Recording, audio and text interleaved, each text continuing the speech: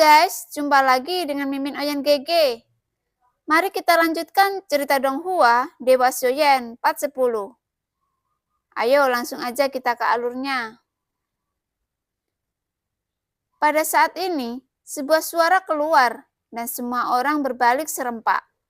Dan mata mereka terkunci pada sosok di udara. Sosok itu mengenakan baju besi dewa palsu dan ada nomor 841 yang mencolok di lengannya. Hah? 841? Apa yang terjadi pada saat ini? 817 dan 830 sangat terkejut saat ini.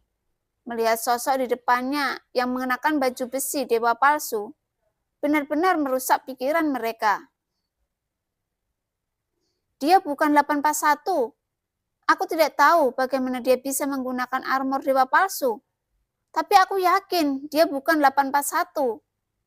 Suara dari semua tindakan dan ucapan berbeda, termasuk cara bertarungnya. Benar-benar berbeda. Aku dapat menyimpulkan bahwa dia 100% bukan 841. 853 berkata dari balik baju besi. Jelas, ketika Xiaoyan mendekatinya, dia mengenal 841 lebih dari dirinya sendiri. Dan dia bisa melihat petunjuk itu sekilas. Yonghe mengangkat alisnya sedikit saat ini dan menatap 817. Dia tidak menyangka momen ini menampar wajahnya datang begitu cepat. Bukankah kamu mengatakan bahwa tidak ada yang bisa menggunakan baju besi dewa palsumu, kecuali mereka yang terlalu palsu? Yonghe bertanya perlahan. Tidak mungkin. 853. Apakah Anda benar-benar memastikan bahwa dia bukan 841? 817 dan 830 tidak bisa mempercayainya untuk saat ini. Jika kamu tidak percaya, biarkan dia melepas topengnya, dan kamu akan mengetahuinya dalam sekejap. Apa yang ditanyakan ke 853 juga membuat khawatir. Lagi pula, ini semua cuma tebakannya. Karena Xiaoyan bertindak terlalu aneh, dia menyimpulkan bahwa baju besi milik 841 telah diambil alih. Namun semua orang ini pintar. Mereka tahu bahwa Xiaoyan yang seharusnya dikelilingi oleh lebih dari 20 orang saat ini, sekarang muncul di depan mereka. Itu sudah menjelaskan segalanya, kan? Awalnya dianggap bersembunyi di antara mereka dan melakukan pertunjukan yang bagus. Tapi jelas, dia tidak bisa bersembunyi sama sekali dari 853. Dan sebenarnya, Xiaoyan sudah mengharapkannya sebelumnya.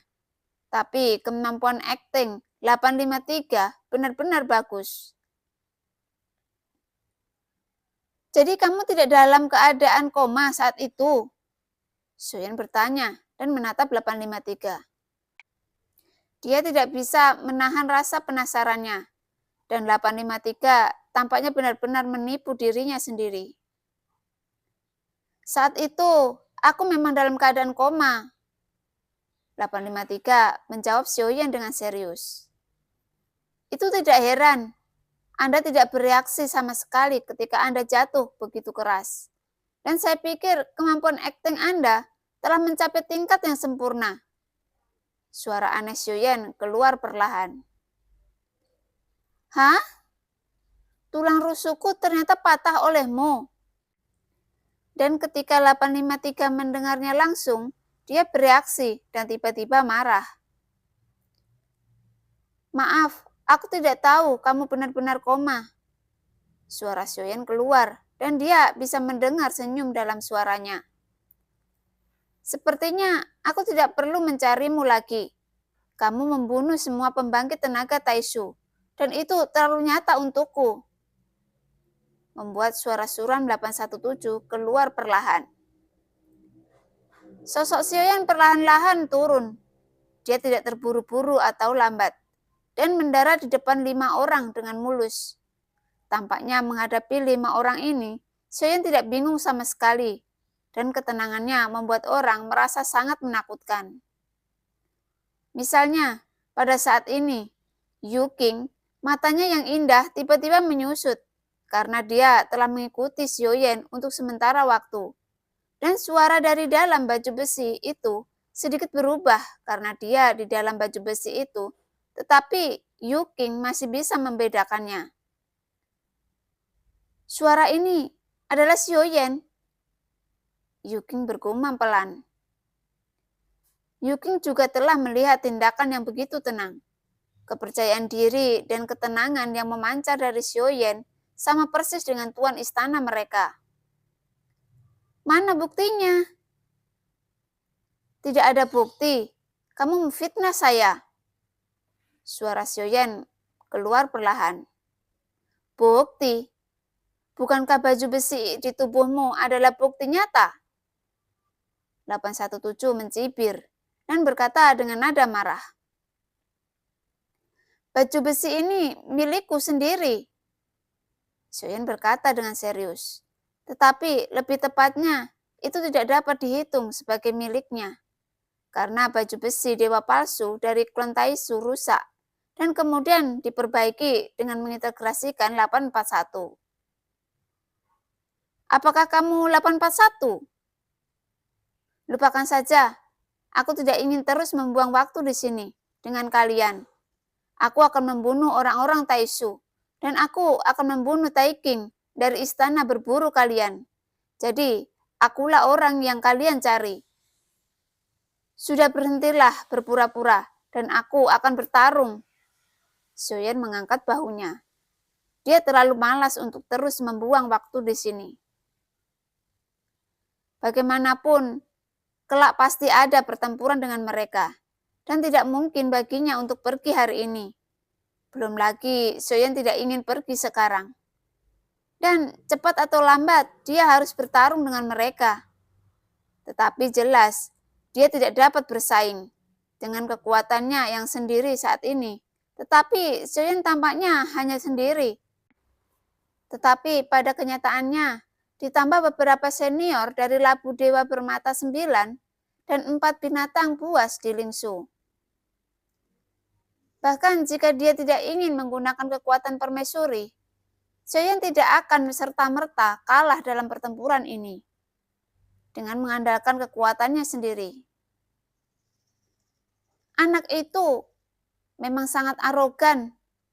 Apakah kamu tahu konsekuensi apa yang akan kamu hadapi jika kamu menyinggung Taisu? 817 mendengus dingin. Jelas dia juga sedikit kesal. Konsekuensi? Terus apa masalahnya? Apakah kamu mati? Atau saya yang mati? Apakah akan ada konsekuensi yang lebih dari ini? Xiaoyan mengangkat alisnya dan suaranya keluar perlahan dari dalam baju besi dewa palsu.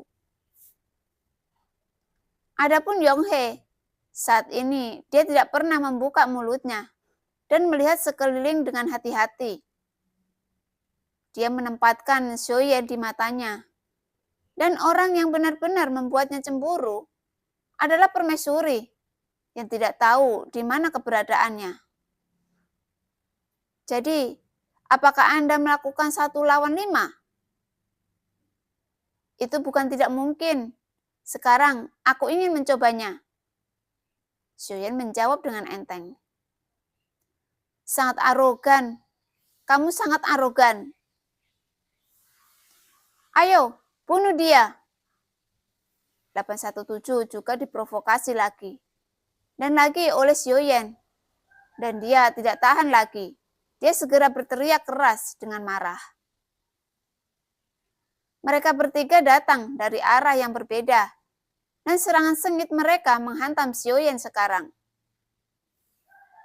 Menghadapi 3 orang yang mendekat dalam sekejap, sepasang sayap bela diri emas hitam mengembun dari belakang Xiaoyan. Dan kecepatannya tiba-tiba meningkat tajam. Namun, saat ini mereka tidak menyerah. Dan mereka bertiga diam-diam setuju. Dan kecepatan mereka meningkat tajam untuk mengejar Xiaoyan. Xiaoyan yang menembak ke belakang tiba-tiba berhenti.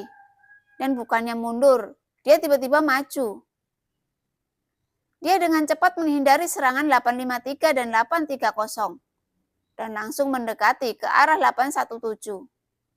Yang terakhir membeku dan menatap Xiaoyan yang berinisiatif untuk menyerangnya.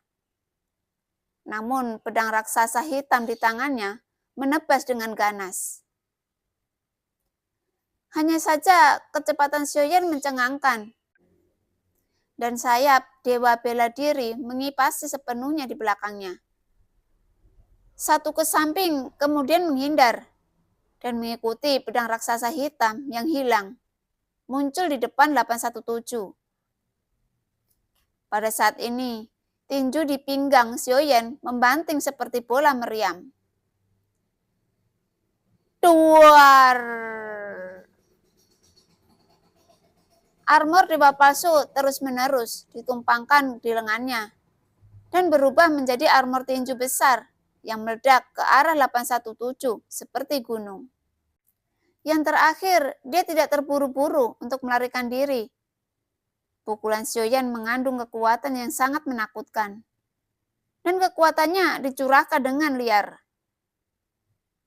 Duar!